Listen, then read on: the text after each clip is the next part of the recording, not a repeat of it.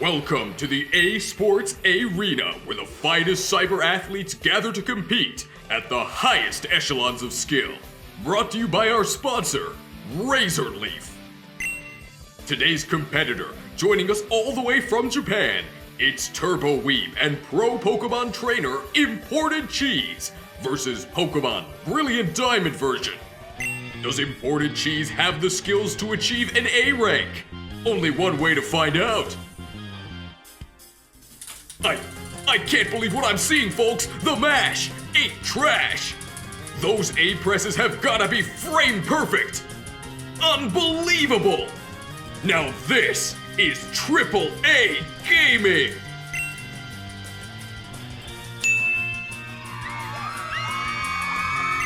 Pokemon games are pretty easy. Shocking opinion, I know. But did you know that they're so easy, you can beat them by mashing A? It's true! The title screen even tells you the optimal strategy for your playthrough. Push A button. And is it just me, or is that kind of weird?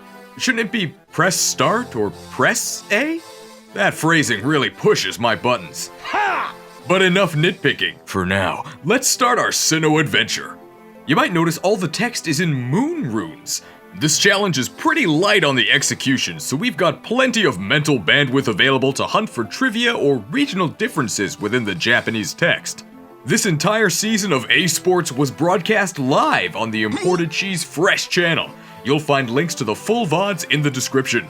You might have noticed that in creating our character, naming our rival BBBBBBBB, and leaving our house, we've already made plenty of inputs that aren't the A button.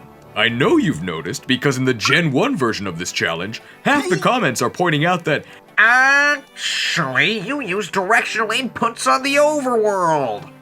Yeah, but staring at the wall of your room for an hour isn't exactly engaging content. You might even be able to do that in real life. So what are the rules of the challenge? There's only one. From the moment we enter a battle until we return to the overworld, the only thing we are allowed to do is press A.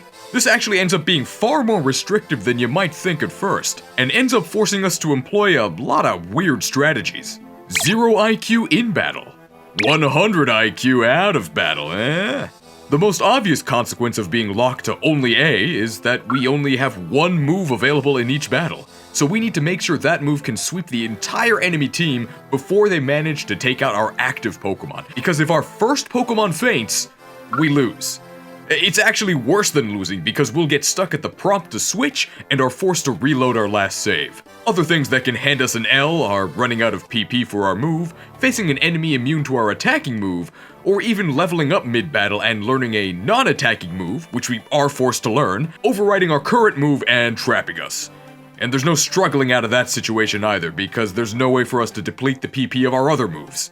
Of course, since we can't ever scroll over to our bag, that means all items are off limits, including Pokeballs, which means no catching Pokemon, although there are still a few ways we can add new team members. Speaking of team members, time to nab our first one. I see a lot of newer or casual players mess this up, and to be fair, it's a pretty difficult trick. The inputs here are right, A, up, then A, and if you've done everything correctly, you should end up with the best starter. Based on the Piplup and Turtwig propaganda I've seen around, a lot of trainers make the wrong choice here. If you're having trouble choosing Chimchar, I have a video explaining the selection sequence in depth here. It's a 100% success rate if you're skilled enough. From our very first battle, our tactics are on full display, as our cursor starts on scratch, allowing us to cinch an easy victory against this pesky Starly. Chimchar will be our main fighter for the entire run, so although we don't care about its IVs and we won't be EV training, a non-crap nature would be nice, and I'd say hasty counts as non-crap. In Sandgem Town, we're officially given Chimchar by Professor Nanakamado. How do you make an ancestor for this guy? Just chop off the first half of his name, I guess. We do a far more elegant job when it comes to naming our monkey. Here's your first Japanese lesson for this run. Want to know how to read monkey's name? Here's how. Ha! The road to Jubilife is mostly uneventful. Dawn here shows us how to catch Pokemon, but I don't know, it seems kinda complicated. You have to scroll down twice, then go right once? I'll pass, I don't think we need such smarty pants tricks anyway. In Jubilife City, we receive our Poketchi, which is way easier to read in Japanese, but also dangerously close to another word that isn't quite E for everyone. You have to answer the quizzes from these 3 clowns, but it turns out if you mash A, you get all the answers correct. No child left behind, baby. East of Jubilife is our first ambush by rival BBBBBBBB, who is one of our most dangerous opponents this run. I have actually cleared this game before, but I've mostly wiped the mental trauma from my memory, and I decided not to look up encounters beforehand, except for the Elite Four where I knew serious planning would be required. We would have lost to B, except we were skilled enough to burn his useless non-Chimchar starter, which meant we won!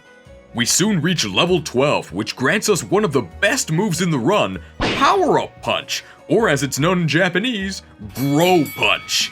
It's only 40 base power, but it has plenty of PP and raises our attack each use, which means that our monkey grows bigger and bigger and bigger until the enemy just can't handle it and surrenders to our superior girth. Unless they're a ghost type. Since we now have 4 moves, we have to be careful and keep an eye on our level up move pool. We don't want to overwrite Power Up Punch with Garbo-like Fury Swipes, which we learn at level 15. One huge difference between this run and the Gen 1 run is that while in Gen 1 we couldn't switch moves outside of battle, in this generation we can! Technology is incredible. This allows us to set a lame move like Scratch as our active move before we level up, then have that overwritten by whatever level up move we don't care about. This is a huge buff for us in terms of only A gameplay, but the trainers in this gen are slightly less pathetic than Gen 1, so there's still plenty of challenge to be had. On the road to Rourke, we get our first TMs, a few Rock Smash discs. TMs are incredibly important for manipulating our active move, and the weird, faithful compromise of receiving multiple single-use TMs instead of infinite-use TMs adds yet another element of strategy. We might even need to go to 101 IQ for this run. We faff about in the mines a bit to find Rourke and ascend to our mid-monkey form. Okay. Gaining Mach Punch, which we don't care about, and a secondary fighting type, which we very much do care about since we now wallop the gym. That Onyx of yours is pretty big, but we're grow punching. I think we're even bigger, and using a potion only delays the inevitable. You can't deny our size. 5 grow punches later, and we've got ourselves the Coal Badge. Back in Jubilife, a pair of galactic grunts is causing a ruckus, which introduces us to the double battle mechanic. Unfortunately, our partners are not as monkey-brained as we are, and will often waste their time not attacking. Pathetic. And since we can only target the left Pokemon, which may not always be the most threatening, double battles with AI partners are going to be a real source of frustration this run, even though they Pokemon snapped that move in Gen 8. Our next destination is Floroma Town and the Valley Windworks, guarded by a grunt with a Glammeow. To actually enter the Windworks, we need to spam Ember against some grunts back in Floroma Town, who then surrender the key, allowing us to head inside the Windworks and face Commander Mars. Although this game is really easy overall, it has some brutal difficulty spikes, and Mars's hacked, underleveled Perugly is one of them. Luckily, her lead Zubat keeps missing Supersonic, and it quadruple resists Power Up Punch, which gives us plenty of time to grow. Perugly crits us with a Fake Out, then outspeeds us and unleashes a devastating Growl, lowering our attack to only +4. Punched! Most early game routes are infested with a bunch of bugs and grass types, so Ember is usually our go-to move for trash fights. And here is where we wipe for the first time against a Ponyta of all things. Ponyta's Flash Fire is the only fire immunity we'll encounter throughout the entire run, and I guess to make up for there being no other fire types, Ponyta is spammed on a bunch of random trainers. I guess this is what I deserve for making fun of Ponyta and calling it worse than Chimchad. Which it is! I regret nothing. Thankfully, since we don't have any other Pokemon, we don't get trapped on the prompt to switch, so the camper robs us of our lunch money and we're back on our merry way to Eterna Forest. What happens in Eterna Forest? We meet up with this waifu who definitely looks like she should be using something grassier than a Chansey, and we spam our new Flame Wheel move. That's about it. Time for Eterna City Gym and Gardenia. Do you think the best fire-type starter of all time will be able to clear a grass-type gym? Vote now on your Rotom phones. Yeah, the only reason we took any damage at all was because Turtwig decided to be cheeky and survive a Flame Wheel, then set up a Reflect. My time is valuable, buddy. I don't have time to garden. I have buttons to mash. Roserade is another huge difficulty spike. Why in the world are you facing down these base stats at the second gym? Good thing it's a grass type. Thanks to Turtwig's antics, it takes us 7 Flame Wheel PP to claim the Forest Badge. Our next destination is the Eterna Galactic Building, where we're greeted by this mysterious character. Wonder if she'll be important later. She hands us some cut TMs. Thanks, I hate it. HMs in this game are all handled by Wild Bidoof or Bibarel, called by her Poketch. A great quality of life change, but it means that previously infinite use HMs are now single use TMs. Don't worry though, if you use up your limited cut TMs, you can always buy more for 32 battle points a pop in the post-game. The ascent through the Galactic Building is a flame wheel sweep, but Admin Jupiter's Skuntank is one tough cookie. If it actually spammed its best attacking move, it would've won, but it didn't, so it lost. We're given a snazzy new red bike, allowing us to head south on Cycling Road, where, hello there. This time I've got flying fists. It'd behoove you to get out of the way. As we trek through Mount Coronet, this crazy blue-haired guy starts accosting us. Kimi wa sekai no hajimari o shitteru ka? Huh? I'm sorry, I can't understand what you're saying. Are you lost? Do you need directions? Sir? Well, that was weird. We re-equip Flame Wheel to handle the upcoming trash trainers, and some viewers may find the following footage disturbing. Viewer discretion is advised. Well, what have you got, buddy? Bring it on. Only one Pokemon? We maybe could have kept Grow Punch. Oh, okay, it's this guy. Onyx, go!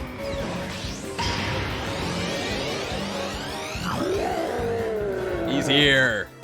Onyx! Well, I wish we'd kept Grow Punch, but we'll still be fine here. We're gonna do decent damage with this. That's not decent damage. We can burn him, though. A curse! Dude, are we gonna lose to Onyx? I don't think so. Is this a win for Onyx? It might be. Bro. Are we actually gonna lose to Onyx? This is actually not staged. He used Harden. He's taunting us. Our defeat makes him hard. No! My Emperor! I failed you!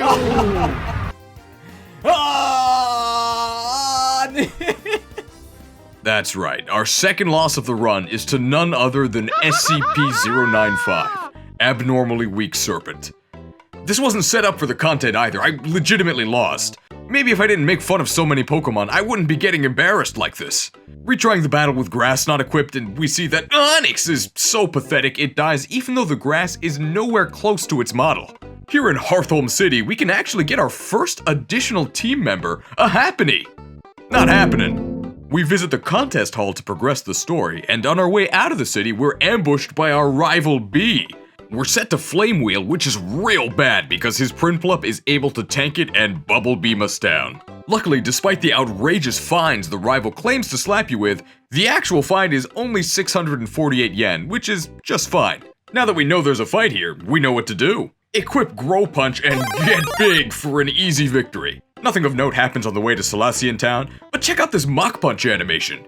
That's right, there is no animation. Now you might argue this is because it's so fast, you can't actually see it. Wanna see me use Mach Punch? Wanna see me use it again? And maybe I'd buy that argument if they actually animated the other moves in the game. I've been dreading Route 215 since I decided to try this run. The permanent rain severely weakens our fire stab, which is a problem, but not as much of a problem as this mandatory ace trainer. He's packing his own monkey that we're forced to use Grass Knot against because his second Pokemon is a Gyarados, and in Gen 8, Gyarados gets Waterfall at level 21. Even the primest of apes would have no chance of surviving a rain-boosted Waterfall. Good thing they never used it over the 3 turns it took to Grass Knot them to death, instead chopping us with resisted Ice Fang and Bite. Guess he bit off more than he could chew. In Veilstone City, we pick up 2 massive upgrades. The first is buyable flamethrower TMs. No idea why they decided to give you infinite access to such a powerful move this early in the game, but I'm glad they did because from here on we can always reset our active move to a full 15 PP, 90 base power stab move. What's the second upgrade? You don't know? It's a game-changing item that every player rushes to as soon as they can. It's time to keep time with the metronome. What does the metronome do?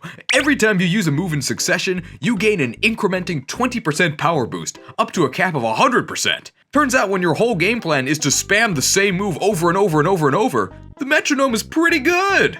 Time to hit the Veilstone Gym. Despite this being a fighting type gym, you're gonna need a bit of brains to clear the puzzle. It's all brawn against Maylene though. She has 3 Pokemon that require a total of 3 flamethrowers to take out, earning us the Cobble badge. Because when I think fighting, I think cobble. Maybe they meant clobber? It's clobbering time! Although that guy's made of rock, so cobbling time would also work. Oh no! Dawn's in trouble and needs our help to fight these galactic grunts. How these grunts keep causing such a ruckus with such terrible teams, I'll never understand. We pick up Fly from the warehouse, and it's an uneventful stroll down to Pastoria City, where we can finally access the Great Marsh! Well, they got the marsh part right. You like the Safari Zone? No? Too bad, cause we made it even worse. On top of the catching RNG, encounter tables change based on the day.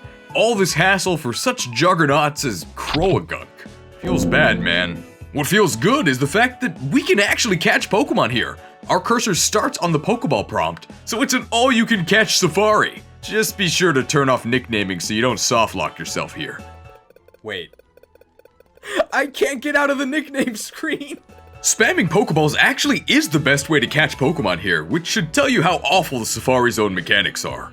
The options this challenge locks us out of are throwing bait, which makes the Pokemon more likely to flee but easier to catch, or throwing mud, which makes them more likely to stick around but harder to catch.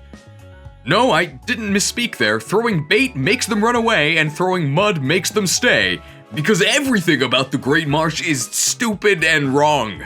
Monkey Magic is enough to get us through most of this run, but there are 2 Pokemon I think will help us through some fights later. The first is Magikarp, who we can easily fish up with our Old Rod.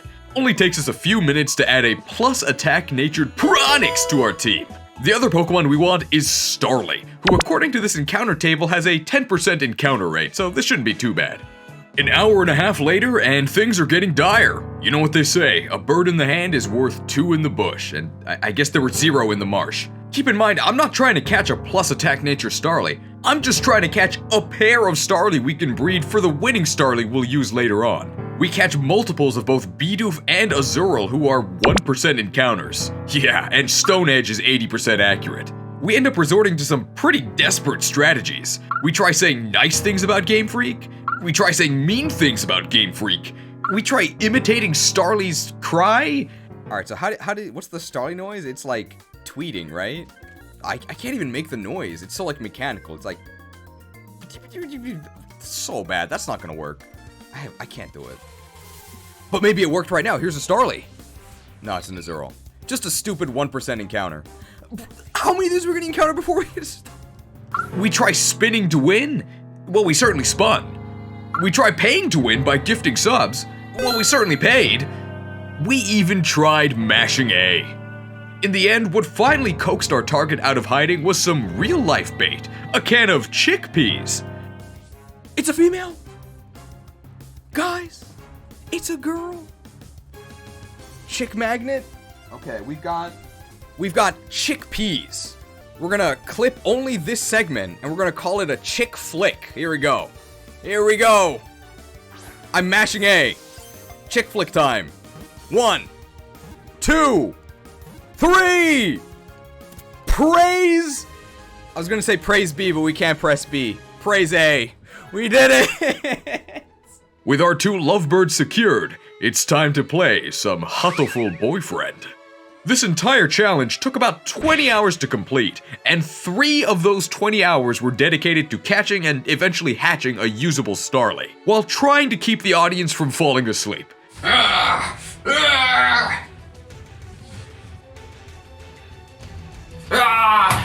Hatching the mother of all Starlies here, chat. Can't fret over every egg. So if you don't want to miss the next riveting episode of the Tour de Sinnoh Egg Hatching Extravaganza, be sure to subscribe to Imported Cheese Fresh, link in the description, and you may as well join the Discord, rock smash that like button, and evolve into a mighty Patreon while you're there. Time to take on Pastoria Gym. We're at a natural disadvantage against water types, but our monkey is naughty. I think we can manage. I say that, but this sailor is packing a very skilled Wingle that crits us with a water pulse that then confuses us. We get the 33% chance to damage ourselves, and then we lose to the second Wingle. Pico, I thought we were friends. We decide to refine our strategy, which makes all the difference. This time, instead of mashing A, we mash A, and we end with both plenty of health and a refreshing bowl of Pico de Gallo. The next trainer is this inner tuber, who is of course no match for a YouTuber. Her lead Azurill isn't even a water type and is pretty light, so Grass Knot deals... No, it's got the Sap Sipper! No! I never thought I'd sink this low, but I guess this is the water gym. Yeah, we lose. To an Azurill who barely even attacks us. It's just bouncing there. Menacingly! Chim Chad, what do you think about this situation? I can't believe I lost to this scum! We try again, revengeance status, and easily punch our way to victory. We can just blame grass moves for this loss. We eventually reach Crasher Wake and we got really ripped off in the English. Crasher Wake isn't bad, but his Japanese name is Maximum Mask. And apparently his Italian name is Omar the Destroyer. Hey, my name's Omar. Maybe his name should be the Omar Destroyer because we don't stand a chance at the moment. His Gyarados has brine instead of waterfall. Is this whole gym sponsored by Mr. Briny? But it still chips us down to the point where Floatzel's Aqua Jet always kills us. I think it's finally time to go Maximum Monkey. Okay.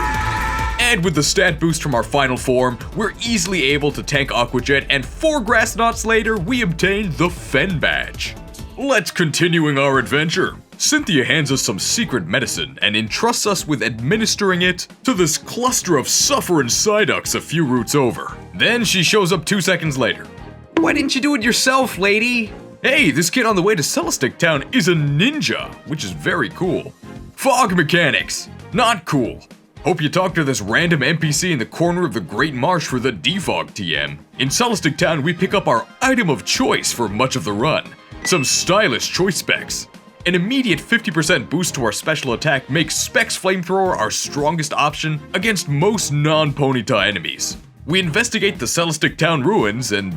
oh, it's this guy again. Sir, I'm a 10-year-old child. I don't know what you expect me to do here. Next stop, Hearthome Gym. These math questions are in Japanese. Good thing I absorbed some from that blue-haired weeb's mad ravings. 3 plus 5 plus 7. 15. Easy. 12 plus 18. 30. What a joke.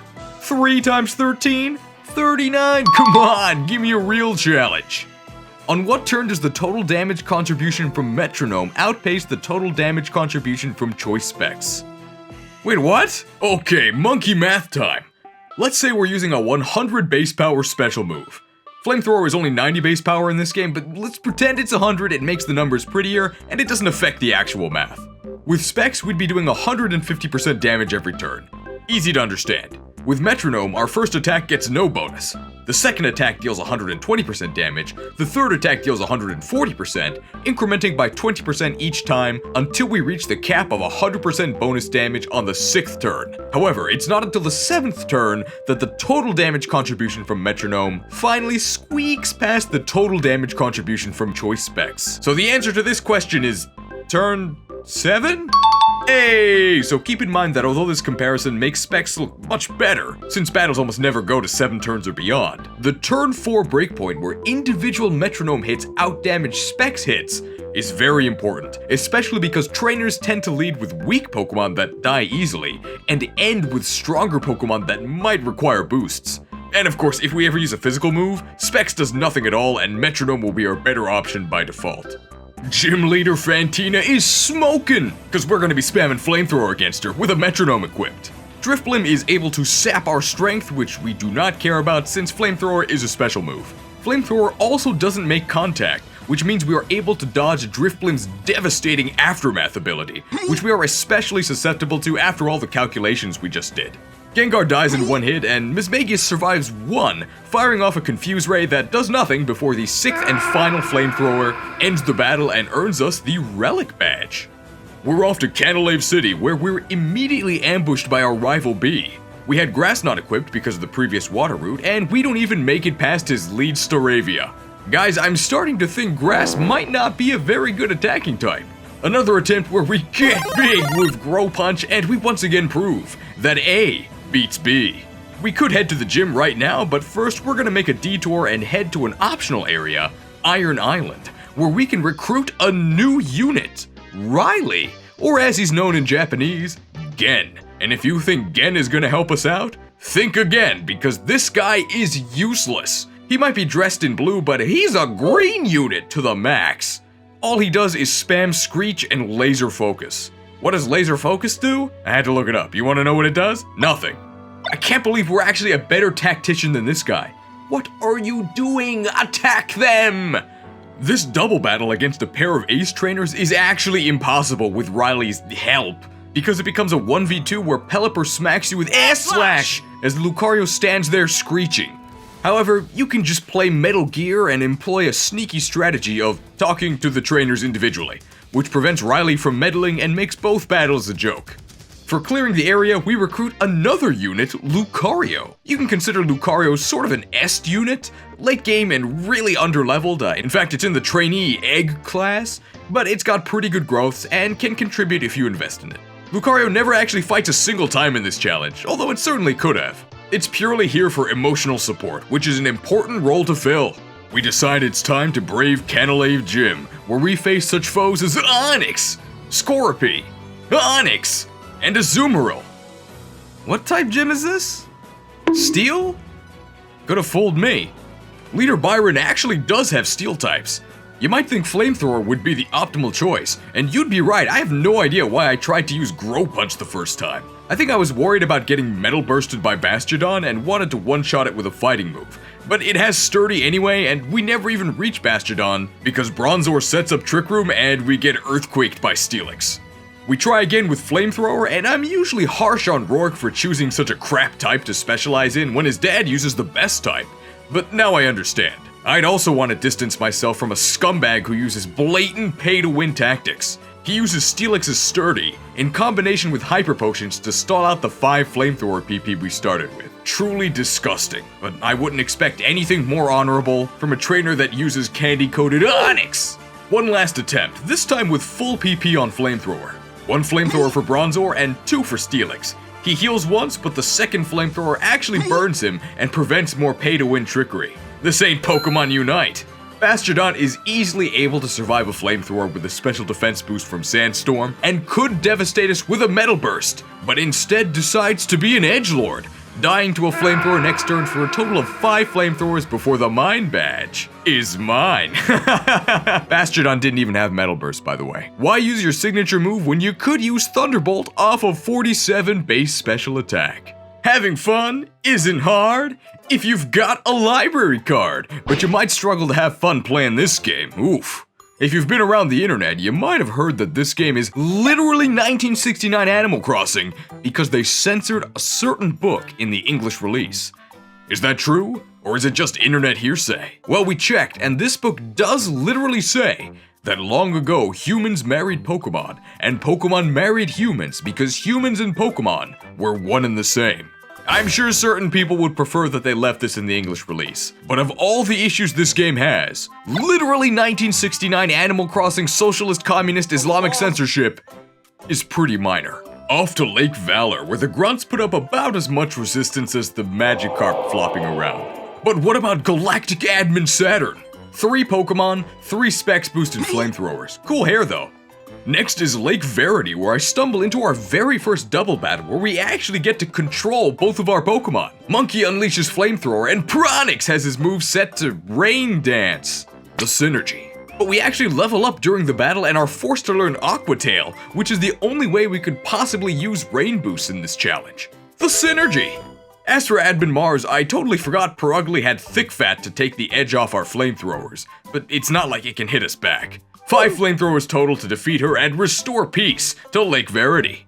Let's chilling on the way to Snowpoint. Nothing bad ever happened to main characters who decided to pursue bad guys who went north. Snowpoint Gym used to be completely skippable thanks to the premium programming, But now you have to actually solve the puzzle, imagine that. At least you get to experience the thrilling battles the gym has to offer, including fights against a Tentacruel, a Quagsire, a Pelipper, a Golduck, and a Steelix. What type gym is this? Ice? Could have fooled me. Leader Candace might not have long pants, but she does have both Snow Biden and Obama Snow on her roster. So let's democracy. Do you think the best fire-type starter of all time will be able to clear an ice-type gym? Vote now on your Rotom phones. Yeah, 4 flamethrowers to beat 4 Pokemon and obtain the Icicle badge. We're entering the endgame now, so I've equipped a new hat. Do you like it? I made it myself, out of paper mache. Daipa Only was filmed in front of a livestream audience. The final lake is Lake Acuity? I had to look that one up. It has a short cutscene which opens up access to the galactic headquarters in Veilstone. Not much to say about this dungeon. I'm sure a grunt with a level 32 Wurmple is just what Team Galactic needed to stop an intruder with 7 gym badges. Waiting for us within the heart of HQ is this guy again. こんな子供とはもうなかった。 Looks like we finally get to battle Galactic Boss Cyrus and his killer cheekbones. He's got a Murkrow, Golbat, and a Sneasel. Lol. We're then able to proceed to the Sciencey room where we face off against Saturn once again. He has a Kadabra, Bronzor, and a Toxicroak. Lamau.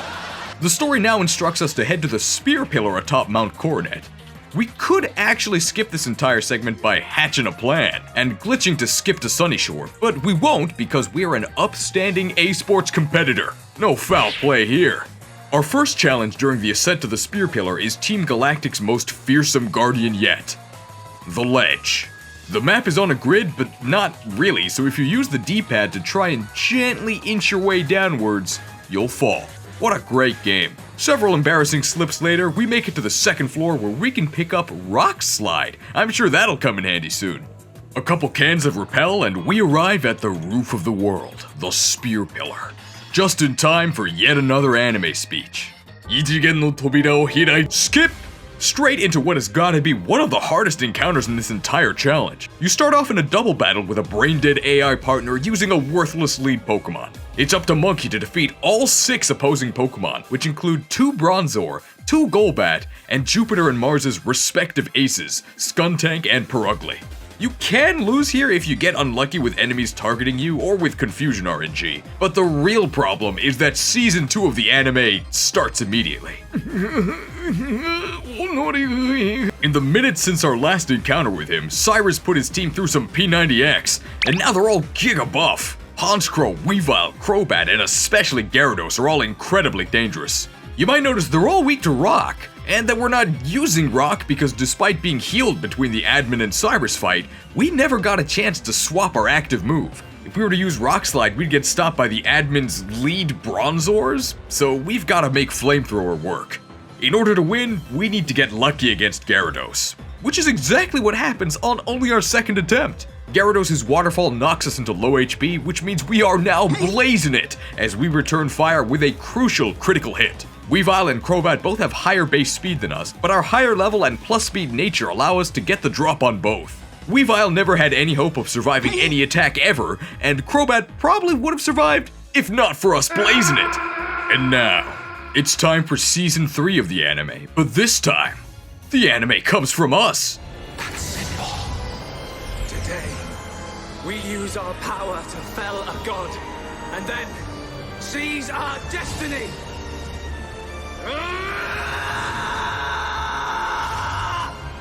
Bye, Dialga. Better luck next time. Now that we've saved the world, it's back to our sports league, which is what really matters. We're on to the final gym in Sunyshore City, where we battle Mr. Mime, Kadabra, Eberl, Medicham, and yet another Steelix. There are more Steelix outside the Steel Gym than in it! What type gym was this? Electric? Could have fooled me. What a great game. Check out this gym leader. He flips around 4 times during his intro sequence alone. That's the kind of agility I expect from the 4th Hokage. He leads off with Dedenne, I think? I've never seen this Pokemon before, but it dies in one flamethrower. Then he sends out my favorite electric type, Ambipom, which fakes us out before dying to a flamethrower.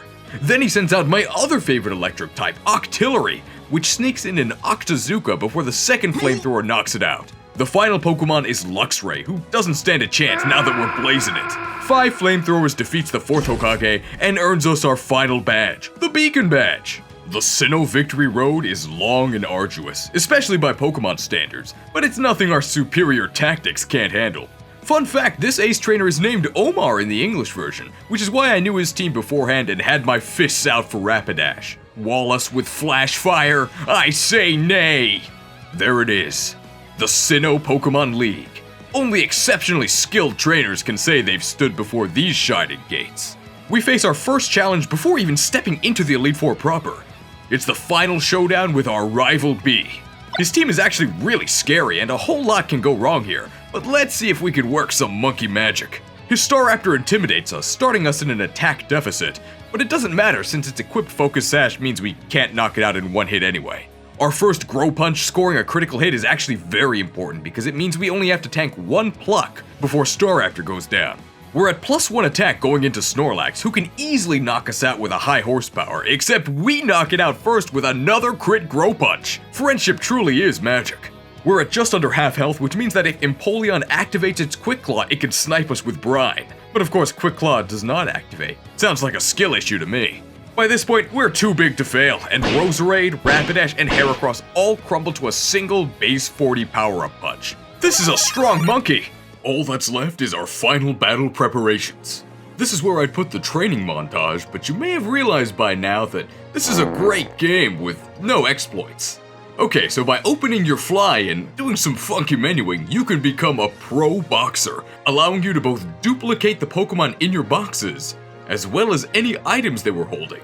This allows us to load up on stat-boosting supplements we used to EV train our Staraptor earlier, as well as hoard over 100 rare candies. At which point, I guess they're just candies. This box duplication glitch is so powerful, they even delivered a box to me in real life.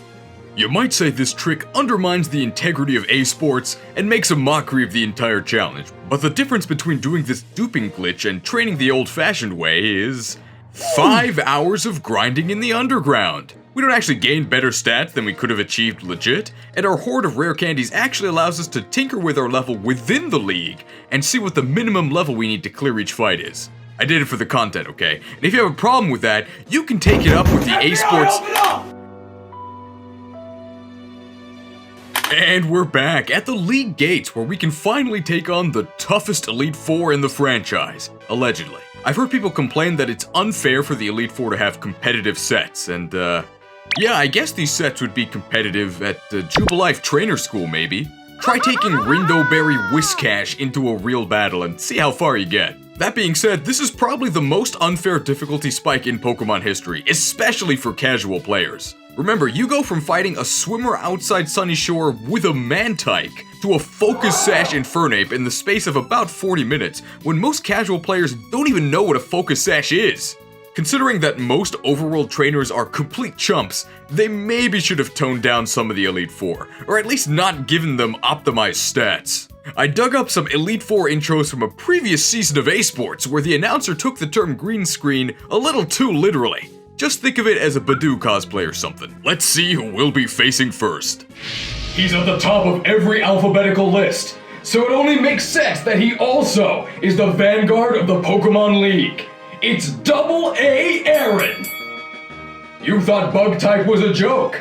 Well, Aaron is gonna prove you wrong, using the might of Dustox, Beautifly, Vespiquen.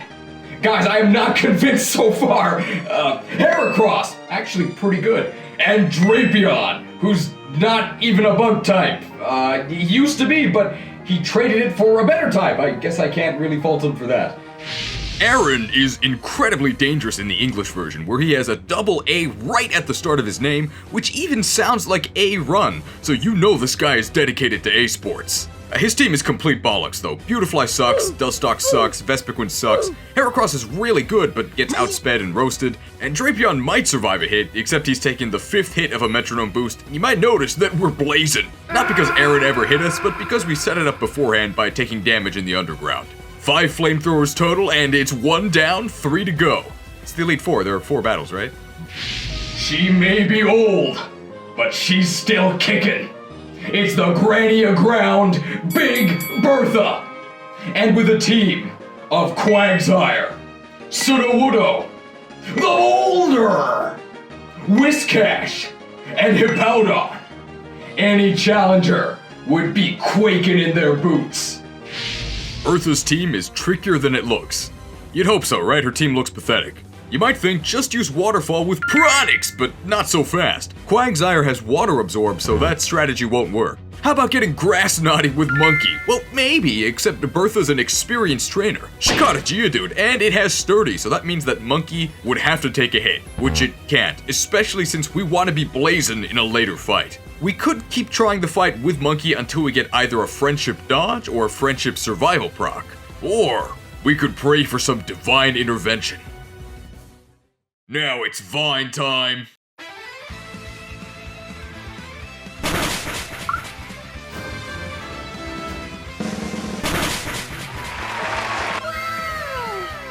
Welcome to the Carnivine Carnival, Granny! You must be this old to die! To be clear, Carnivine was not the optimal choice. We also have access to Badoo in the marsh, and Roserade is way better than Carnivine. But Carnivine is definitely funnier, and hey, it has Levitate, which hard counters Bertha. What is she even supposed to do? 7 grass knots, and that's another win for us, all thanks to Carnivine. Be sure to comment below if you're a Carnivine fan. No way those comments could be astroturfed. Carnivine is a real grass type. It's taken 4 generations, but finally, one of the 3 starter typings makes its Pokemon League debut. Careful not to get burned by his passion for battle, it's Flint and his red-hot team of... What the hell is this? Flint's team has been the butt of jokes since the original Daipa because, look at it, it's awful. And it's also the reason we had to pick up Piranix. MONKE can't use Fire because of Rapidash, can't use Power-Up Punch or Earthquake because of Driftblim, and can't use Rock Slide because of Steelix. But Piranix's Waterfall smashes through everything just fine. Not at level 65 though, where we lack the power to KO Steelix and get knocked out by a sheer force Life Orb boosted Thunderfang in return. Ouch. In order to clear this battle, we actually have to boost all the way to level 75 before the breakpoints start to go in our favor. Rapidash still outspeeds us, but it's not like he can actually hurt us. Steelix survives but flinches. Pathetic. That Onix is still in there somewhere, I guess. Lopunny is actually slower and dies, and Driftblim can't survive what is by now the 4th hit of a metronome-boosted waterfall. Flint unleashes his own MONKE, who outspeeds us and nearly knocks us out with an Iron Fist Thunder Punch, while surviving our counterattack thanks to its own Focus Sash. At this point, we have no hope of victory, unless Flint decides to employ strategy by healing his Infernape, who promptly dies. Good job, bro. Should've just mashed A! Oh, hey, I didn't notice you there. Now, let's say that, hypothetically, just for the sake of argument, okay?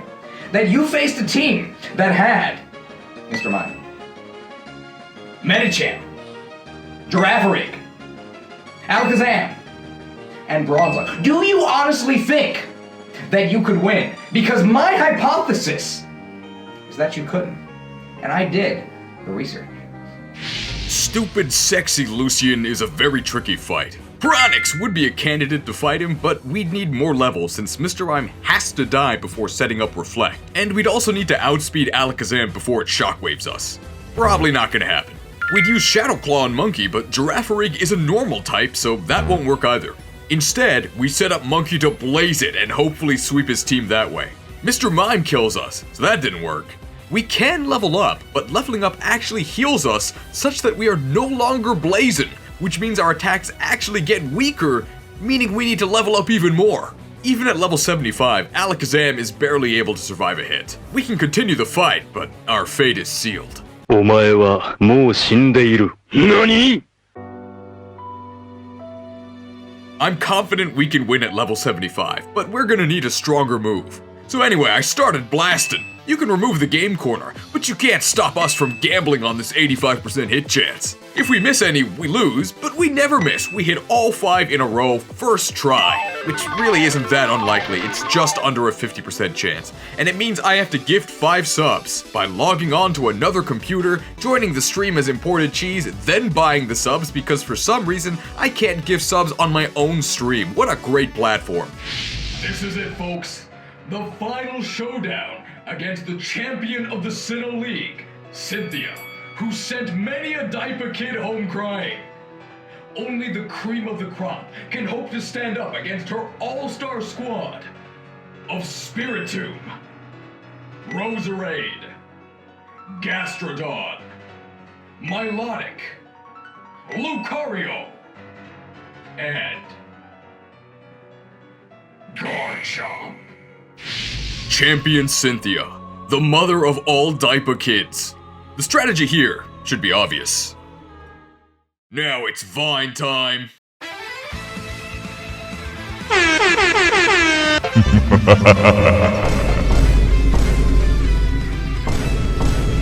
Okay, for real, this would be a great time to bust out close combat on MONKE, if not for Spiritomb's ghost typing. We could go with Earthquake on either MONKE or Pronix, but you've probably noticed by now that a certain team member we went through great pains to acquire hasn't spread his wings a single time. That's right, Adaman the Staraptor is our choice to take on Cynthia, and he'll do it with Fly. I know what you're thinking.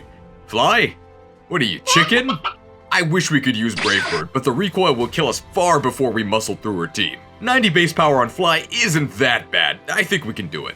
Our first attempt at level 80 isn't what I'd call a disaster, but we don't win. 85 is gonna be our ticket to the championship, and nothing I could write here could outdo what actually happened in the fight. It's time for Season 4 of the anime. I'm just gonna play the clip. And quick disclaimer, Cynthia's theme got copyright claimed last time I fought her, so I disabled the in-game music and replaced it with another track. The music you'll be hearing was actually in the stream. Let's fighting love! Oh, I pressed... No! I started the music too early. Here we go. Not properly timed. Well, now we lose.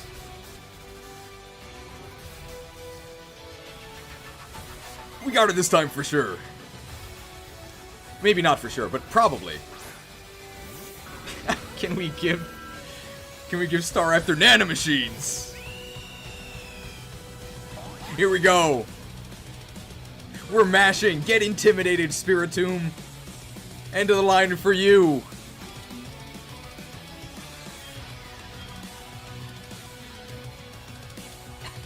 Let's go.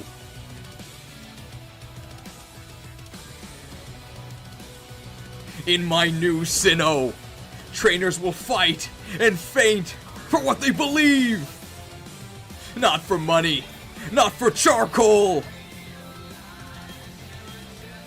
Flying here, I realize.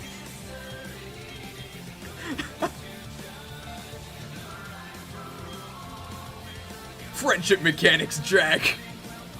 They harden in response to KO. Here we go. I don't think this is going to be a 1 KO. Because now, Marvel Skill activates, unless we crit.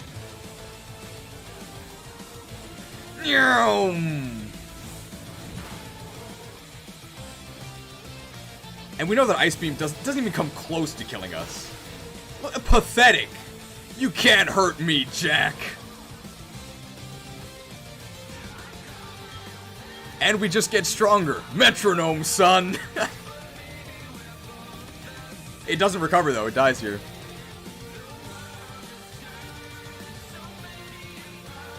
Nice. Nice scale.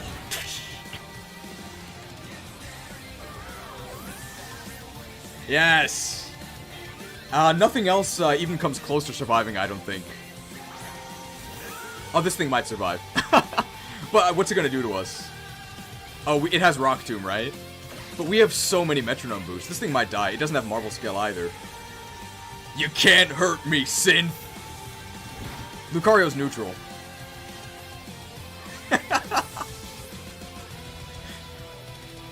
Saw competitive play, you know. Yeah, at Jubilife Elementary School. Try Smogon University. Could have become the champion if I hadn't been banned. It's gotta be Try Smogon University, right? No, we missed! Oh no. Could've gone pro if I hadn't missed. That's really bad, because now, Garchomp doesn't die.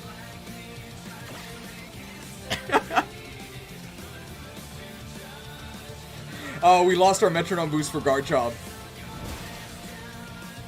We can still crit though, right? We never lose.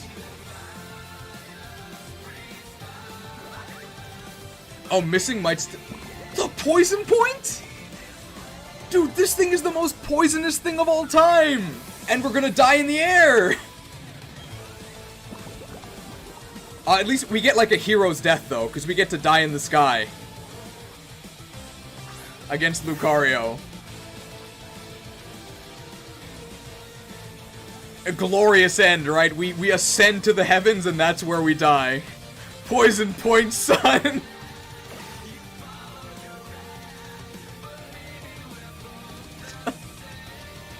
No! What, we didn't... The friendship?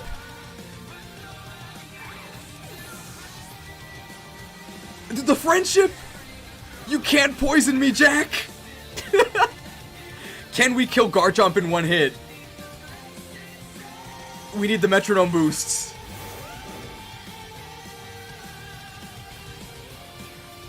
Can we do it? The rough skin? No, the rough skin kills us, but it's okay, because the battle ends! We can do it! Take this! Try flying for something you believe in! And the rough skin kills us! What a martyr! And the music ends! Do I even have to edit the sound? The true anime ending! The noble sacrifice! And we still clear the battle because we can just mash A! Yes! And there goes the battle. Can you beat Pokemon Brilliant Diamond by mashing A? Our induction to the A Sports Hall of Fame says yes.